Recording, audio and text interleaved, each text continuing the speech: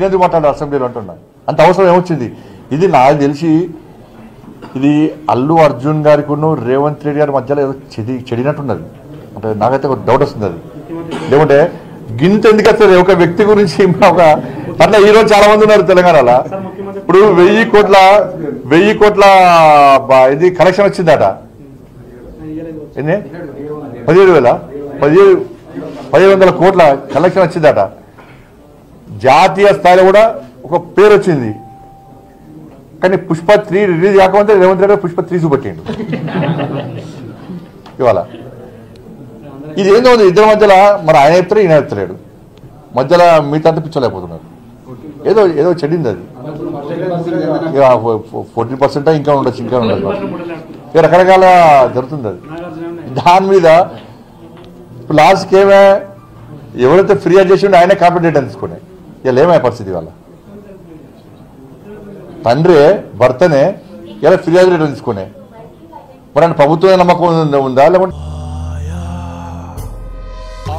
कीटाणु बाहर से आया, सबको डराया जब फ्लोर पे आया, आया कीटाणु बाहर से आया। 99.9% जर्म्स और रखें आपका घर साफ और सुरक्षित। आया कीटाणु बाहर से आया, सबको डराया जब आया। అల్లు అర్జున్ గారి నమ్మకం ఉందా?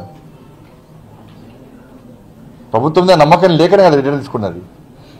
మరి నమ్మకంగా కుటుంబాన్ని కూడా నమ్మకం విశ్వాసం కుదుర్చుకోలేకపోయింది ప్రభుత్వం. ఇది చేతకాని ప్రభుత్వం ఇది.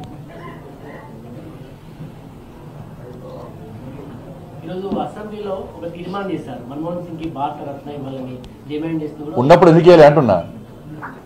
వీళ్ళు ఉన్నప్పుడు బాబాసాహెబ్ అంబేద్కర్కి ఎందుకు భారతరత్న ఇవ్వలే కాంగ్రెస్ పార్టీ సమాధానం చెప్పాలి. ఫస్ట్ నెహ్రూకి ఇచ్చుకున్నారు, ఇందాక తీసుకున్నారు. బాబాసాహెబ్ అంబేద్కర్కు ఎందుకు భారతరత్న ఇవ్వలేకపోయింది కాంగ్రెస్ పార్టీ? బాబాసాహెబ్ అంబేద్కర్ యొక్క ఫోటోను సెంట్రల్ హాల్లో ఎందుకు కొట్టలేకపోయింది కాంగ్రెస్ పార్టీ చెప్పాలి. బాబాసాహెబ్ అంబేద్కర్ను ఎన్నికల్లో కాంగ్రెస్ పార్టీ ఎందుకు ఓడగొట్టిందో కాంగ్రెస్ పార్టీ సమాధానం చెప్పాలి. బాబాసాహెబ్ అంబేద్కర్ స్ఫూర్తి చేసుకుని పంచతీర్థాల పేరుతోని నరేంద్ర మోడీ ప్రభుత్వం ఏర్పడిన వాటిని రాహుల్ గాంధీ ఎందుకు సందర్శిస్తున్నారో చెప్పాలి. హైదరాబాద్లో ఏ పార్టీ ప్రభుత్వం కానీ అంత పెద్ద నిలువెత్తు బాబాసాహెబ్ అంబేద్కర్ విగ్రహం పెడితే రాష్ట్ర ముఖ్యమంత్రి ఎందుకు పోయి దర్శించుకోలేదో చెప్పాలి. దాని మీద ఇవాళ మన్మోహన్ సింగ్ దుకాణం స్టార్ట్ అయింది. ఇవాళ